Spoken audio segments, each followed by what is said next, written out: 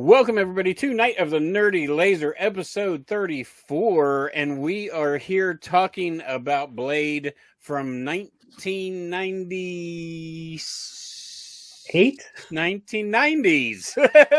And we are here with, I am Richard, Richard Yule, and next to me is Mr. Jeff Lown. That's me, hello. You know, don't ask me. Don't ask me what year it was. I had no idea. 93, what year? 94? I don't know. You don't know what year it is now, Mick. Yeah, I mean, with us, we have Mick, Mr. Upside Down Banner Strawn. He is he is a production designer, practical effects guy, everything in between. He'll explain it better than I can. But he actually worked on Blade, so he was nice enough to come on the show, and we're going to talk about it. So, yeah, I know you were a production designer on The Hidden, Nightmare 4. You did some stuff 3. on Fantastic Nightmare 3. 4. Yeah. Fantastic I was 4. production designer on all of those. Yeah. And a movie I need to check out called Frankenstein: The College Years, which is a TV movie. Really? And I love TV movies. It's true. Yeah, every once in a while that one comes up, you know. I think you get fans that come up and say, "You worked on Frankenstein." Yeah, I really do. I mean, it's really weird. I mean, there's this whole other level of films, right? You know, I mean, Frankenstein: The College Years, Strays, you know, like kind of like those TV ones and stuff like that. That those in the know like to throw in my face. It says you did the special effects for Boogie Nights. Did you help with his final scene? We were doing, you know, I was doing mechanical effects.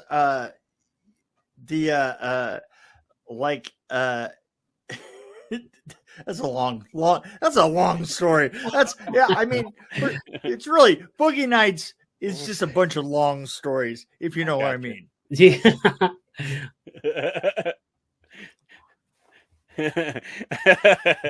Okay, Blade was 98, so I figured it was the later 90s, not the early 90s. So you were the special effects foreman on Blade? Yeah, I was. So and you know what the thing is I think that I walked away about halfway through because the director was a dick. But you know, the number one thing that I did was I keyed through the blood sequence, the shower sequence at the beginning. Oh wow! Oh, that's all you need to do on that movie. That is my favorite scene. It is. I just have to say, from my point of view, that it was such a huge amount of work, and it came out exactly like I wanted it to. I mean, there's been a lot of like blood. There had been up to that point a lot of blood shower scenes, and the blood always looked really bad. I was thinking particularly the Evil Dead blood sequence that, you know, it was raining blood. Yeah. That looked terrible. I mean, just terrible. It just looks so much like colored water coming down, and I wanted it to not look like colored water, and because of that, it was a 3-month process of testing various viscosities of blood and testing delivery systems. You know, we made it really thick so that it would hold up, so that it didn't just trickle in rivulets when it hit you. And in order to do that, we actually had to double the size of the heads. You know, those heads that look like they look like fire heads. Yeah. Right? Yeah, the sprinklers. Yeah. But they weren't. We actually made those out of dough heads. In other words, they were heads that were used for mixing dough. So they were like this big around. So and the holes were bigger and stuff. Well, and then we made them. Then we machined all the rest of the parts in it. You know, the deflector on it that spreads it out like that. You know, so you could look at it and you would think that that's what it was, but it was actually probably, you know, they were like that big around. Oh wow! Yeah. I mean, you can't tell. Like that scene is. Oh, is you can't. perfection, You I can't think. because they're all up above you. They're all up above you. But you do have to think about it this way: is when have you ever noticed those things? Right up Yeah, above you. that's true. Well, you noticed them there because they were fucking enormous. Yeah. How much like blood or fake blood did you guys use in 3,500 gallons. That's crazy. Jeez. That's so much. Yeah, no, it was just so much, and it was so difficult to work with, and it was, you know, we had these three enormous Honda pumps, and by Honda I mean, you know, they were like driven by the same motor that a Honda Civic has. Yeah. Right. And we were at three pumps like that running in a row. Dang. You know, to come up to speed it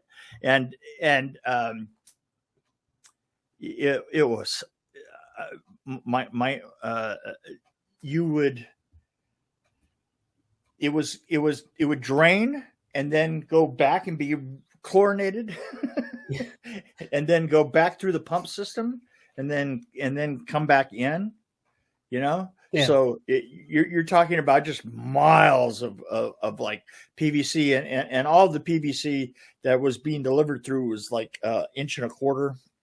So the thing is it would really hurt you if you were put it in front of your hand, the pressure coming off of those. Yeah, no, it was such a huge system. And then and then there was we used a group of you know, they used them on the fire lines for like forest fires. They had these really kitted out trailers, you know, like are pulled by semis, right? That are, you know, just they have showers and they're all set up for you know, triage. Each one of them has like a little hospital room and stuff, and we had 20 of those wrapped around the building, you know, so that people could come in and immediately get out and jump into showers and stuff like that. It was unbelievable. I mean, it was unbelievable. Was that scene like a one and done thing, or was it? No, it was shot over a period of a week. Oh Yeah, I mean, no, it was a week of filming. It's crazy. It looks so good. Like you just don't imagine, like, or I don't specifically, just how much work goes on. Like, of course, that scene is about 10 minutes. You know, I mean, that whole scene. It is the entire opening of the film, and and you know, we were at an actual kill house. You know, we started there, and then come down, and that's that. All those adjacent rooms and the round room and all the rest of all that was like built in one place, and all of it was rigged and rigged to drain and all the rest of that, and it just came out so exactly like I wanted it to. Right? Yeah, I'd assume like that doesn't happen as often as you'd like. Stuff happen just the way you want it, right? Yeah, you know, the thing is if you work on something for three months, you can still blow it. I mean, that's the thing about special effects. You know, it's like we almost blew it at the very beginning. The sound guy, we had like a light system going on that I could press a button and the light would go on and it would, and all the pumps which were already running, they would divert all the water to come in, right? And it wound up that the sound guy was on the same channel. Oh, and he rang the bell for the first time, you know, the silent bell for the first time. And damn it, if The light didn't turn on, and all of them started to pump out. Oh, But we got everybody out of the way, and we cleaned it up real quick. So we caught it quickly, you know. I mean, because there were I mean, how many people do you think are in that scene? I mean, was it 100 people or so? It was about 120, between 120 and 150.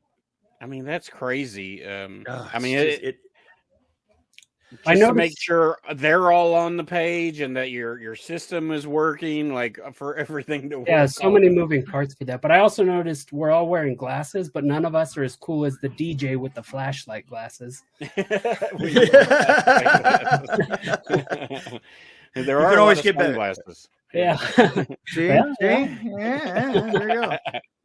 Hey, So, listen, I know a good $1 pair of glasses when I see it. So, I mean, as far as anything else in Blade, do you have any other stories, you know or what? was it just that scene? And that was pretty much by the time we got done with that scene, I realized the director was a complete dickhead, and it wasn't going to be any fun working with him. I gotcha. And so I started to extricate myself from the situation. That's kind of nice that you can do. Well, you know, and think about this. Think about, you know, all the wonderful things that he went on to do from there, like the League of Extraordinary Gentlemen, and then nothing, right? No, I see that. See that. See what I'm saying? Yeah. It's he went back to being a puppeteer. League of Extraordinary Gentlemen is tough. Oof, that was a rough movie. You know, the one that Sean Connery said he retired from acting from because of. Yeah. I hated that director so bad, and the guy, and everybody knew it. I mean, I walked off, and I let him know, you know, why I was walking off. And a friend of mine was working on League of Extraordinary Gentlemen, and all of a sudden I get a call from him out of the blue.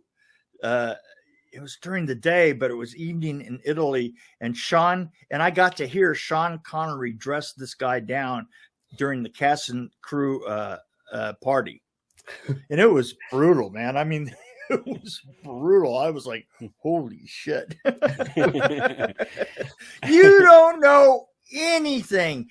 I have fucking socks that could have directed this film better.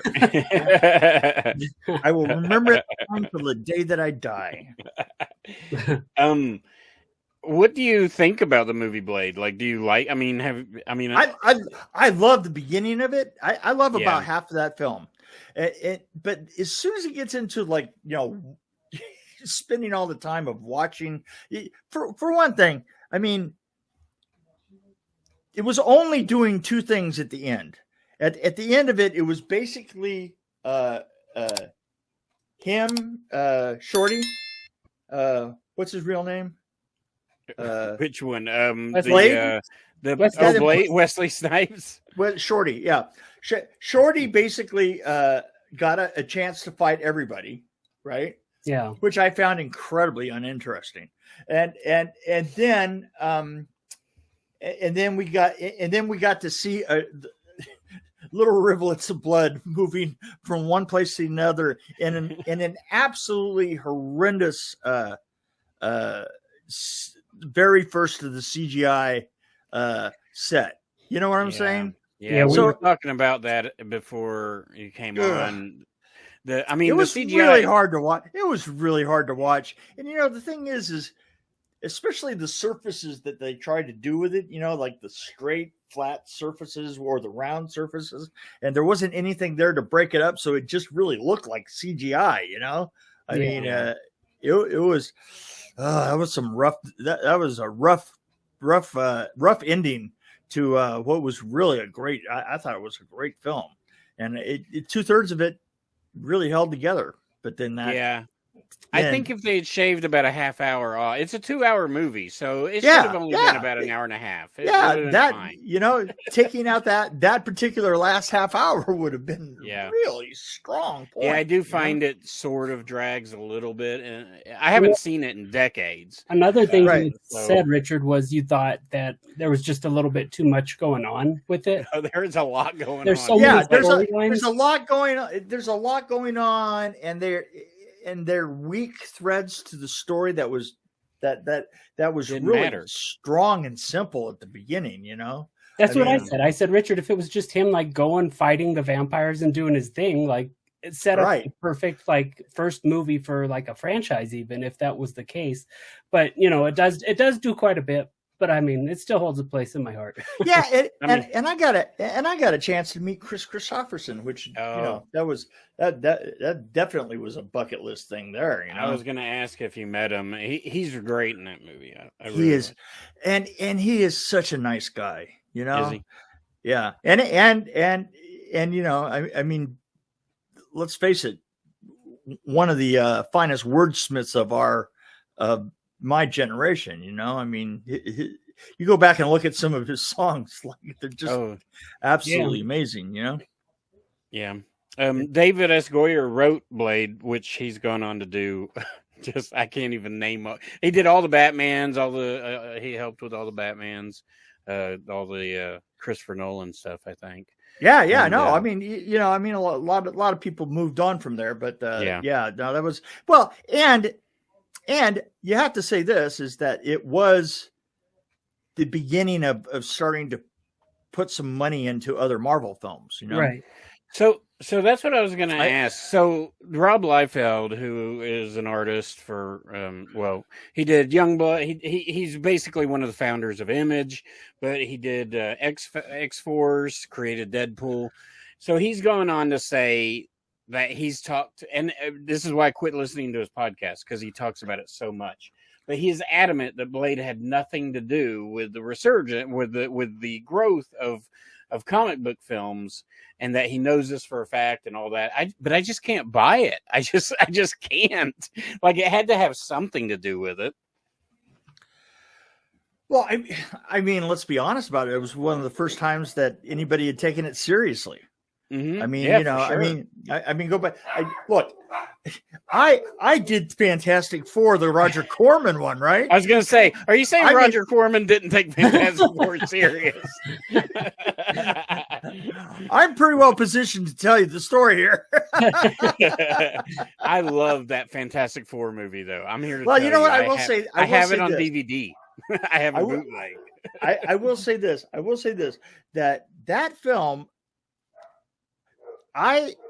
If people had been looking at that later on, that I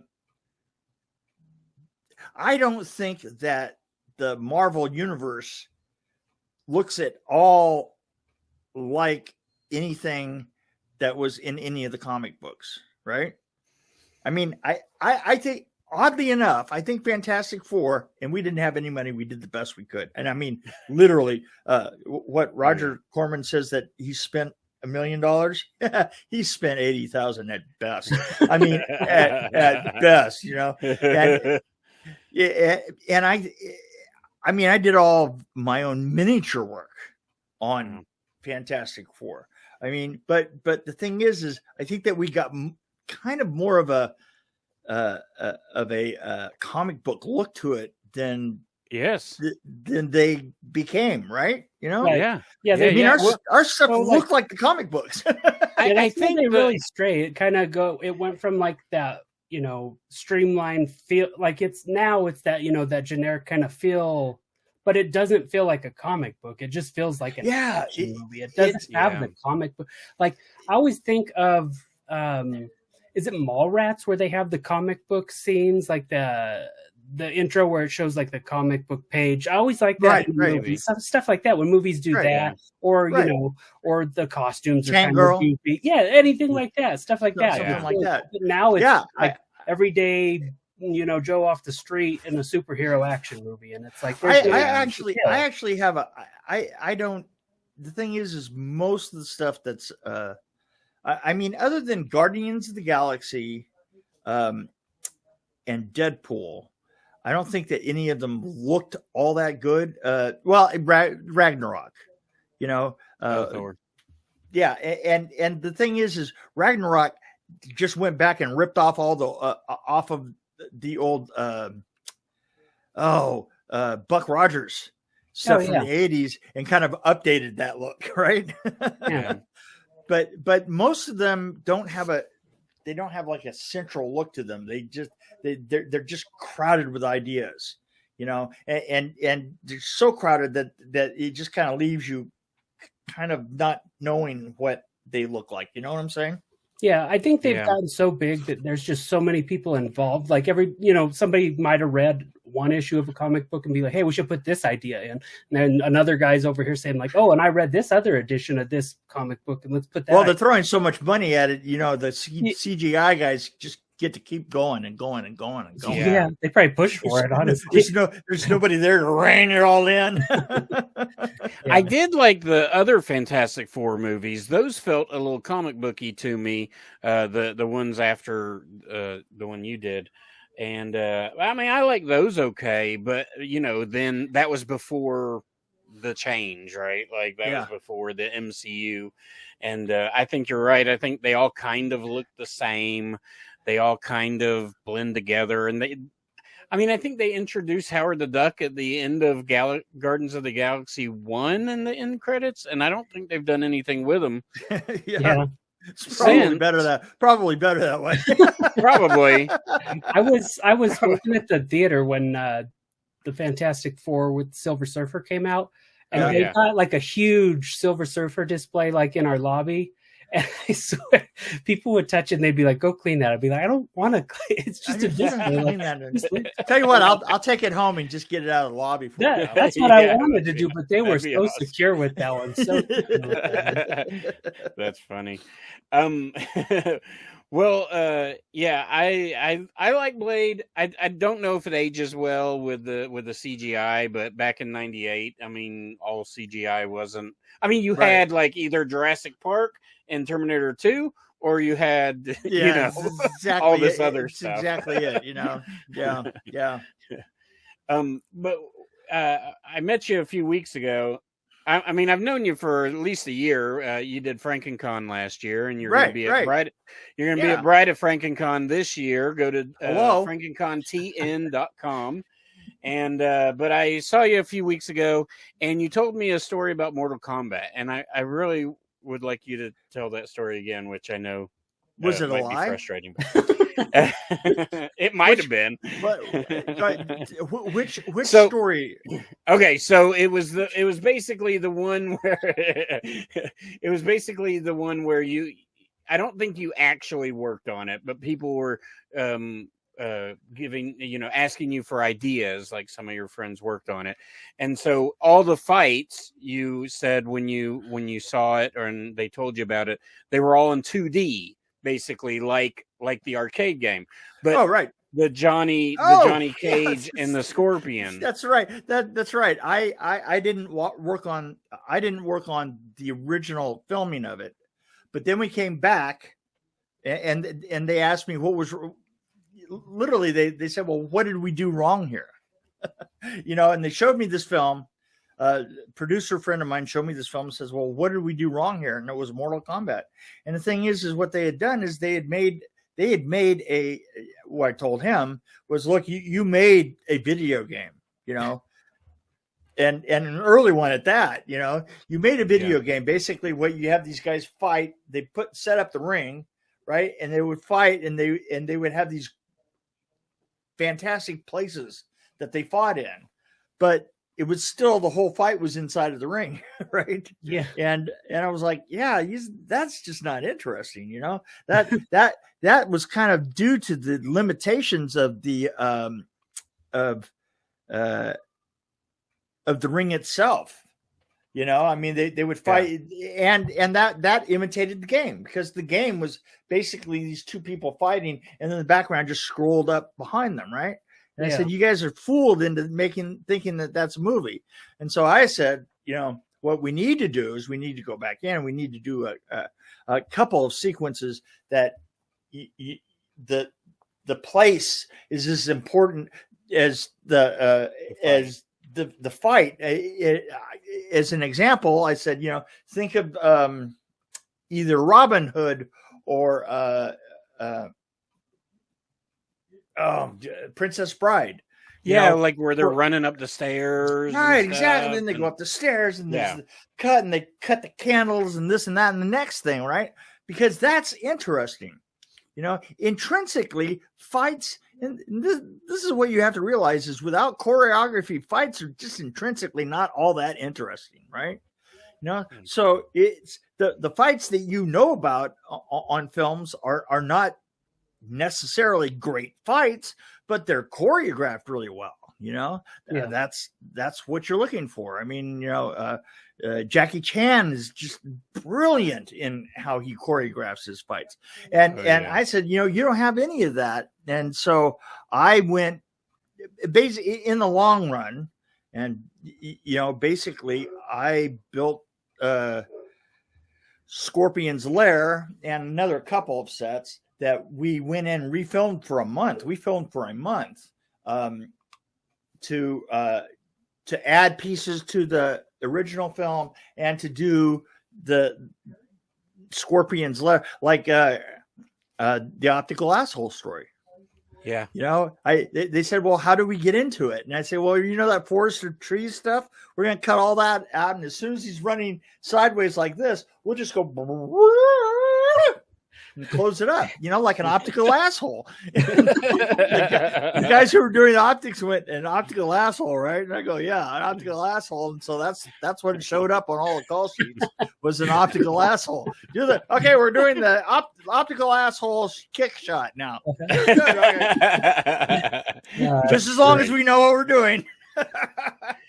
Yeah. As long as everybody's on the same page, doesn't matter what you call it. Hey, just as long as we're all looking at the right asshole. That's right. Well, that's a great scene in that movie. Like, it's one of the most memorable. To me, it is the most memorable scene in the whole movie. When we did the casting crew, and there was a rumor. Because I really didn't advertise that I was the one that did that, but everybody kept coming. Everybody at the end kept coming up and going, that was yours. That one shot, that one set there was yours, right? And I go, yeah, that was mine. It really has your fingerprints all over it, right? Well, when it feels so different from the rest of the movie, too. Yeah, right. It did, but in a good way. It worked. Right. Oh yeah, yeah. No, it broke it up. It did, yeah. And a lot of the others, like the Kano and Sonya Blade, who you had choice words for Sonya Blade when we were talking. That's just a boring scene. Like that fight is so boring, and Kano was such a great character, and that actor was amazing, and it's just a boring fight. Yeah, hey. Yeah, it's sometimes it takes a blonde to fight like a blonde. Sorry. Well, so do you have anything? Any other conventions coming up soon? I have, man. I have Full Moon. In Nashville. And Corvette. Corvette HorrorCon, which is the 11th. And something else on the 18th. Oh, Rockin' Pod. I did a couple of rock videos in my time. Nice. You did the Fat Boys song, didn't you? Weren't yes, you did the Fat Boys. Fat Boys Nightmare on Elm Street song. Riding around on those little scooters, and then sitting out in the middle of the parking lot in a ring with the scooters, having them have a discussion, having an argument as to who was the baddest, right? It's Freddy or it's Leatherface or Jason, And then and they're just around and around and around. Finally, the guy with the gold teeth, the short, really heavy guy, he was being really, really quiet over there. And finally, all of a sudden, he just bursts out and he goes, it's Freddie. Freddie going to get you no matter what. Freddie going to get you because you know the thing about Freddie. Yeah, the thing about Freddie. The thing is you got to sleep sometime. Freddie going to come get you in your dreams. I swear to God, I laughed so fucking hard. I just slid off that little. I slid off that little scooter and could just not even get back on again. It was hilarious. You're gonna come get you. He had this high voice. He's like, you're gonna come get you in your dreams. In your dreams, man. He's just gonna come and get you in your dreams. Did you have a good experience on Freddy's Nightmares? I saw you did a bunch of episodes of those. Yeah, I did. I did half of them. I did 1 year. Well, I didn't come back for the second. I don't think anybody else did. Oh man, that was brutal. It was really brutal. I mean, we were doing. I think that we were doing one a week, right? Oh, and the thing is they're like 22. They would be like 22 sets that we would build every week, and it was so brutal. And then we would have these little, and then at lunch, we would have the meeting for starting next Monday's show, right? And I just remember, I don't remember much about any of that, because it was just a blizzard. I remember like sometime around Thanksgiving, just getting home, and when I got home, somebody says, we need you to go get milk for Thanksgiving. And literally 2 hours later, my dad finds me walking up and down the aisles, just picking things up and going, well, that's not milk. And then putting it back and then going back down another 3 or 4 feet and picking something out and going, well, that's not milk. It's just completely out of it. One quick one. I just want to ask. Go ahead. Go ahead. No, you're good.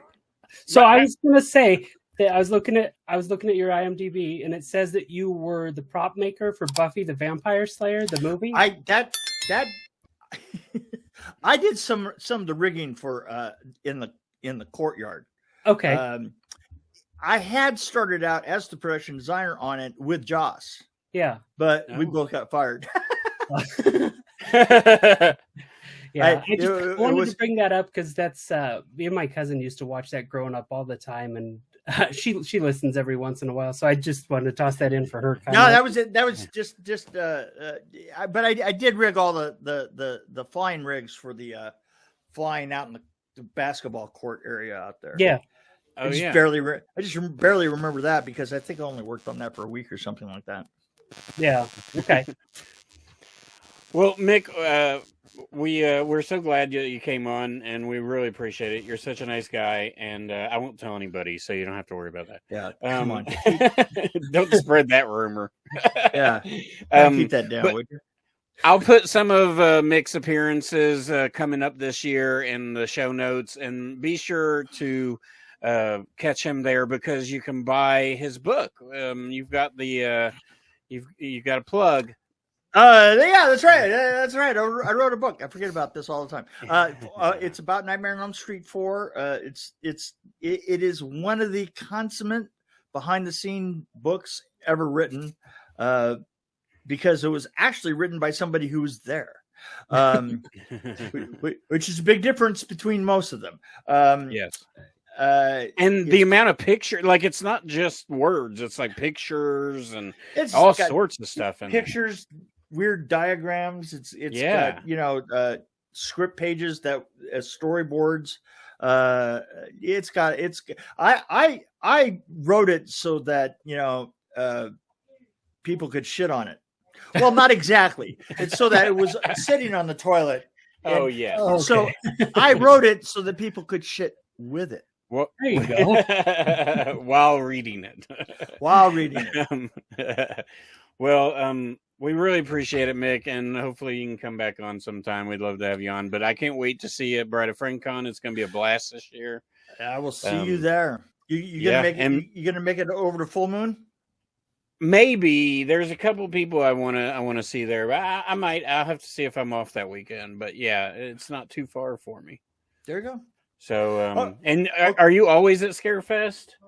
I have been threatened that I always have to be at Scarefest. Well, Scarefest is in Kentucky. It's in October, and it's a great show. That's a great. That's one of the. That's the premier. That is one of the premier East Coast shows for sure. Yeah, definitely. I love it. I'll probably be there just as an attendee this year, but I'm gonna go and support those guys. So, but anyway, thank you, Mick. And until next time, what should they do, Jeff? Keep it bloody. Okay, guys. Thank you very much. Thank you, Mick. Okay, and we're out.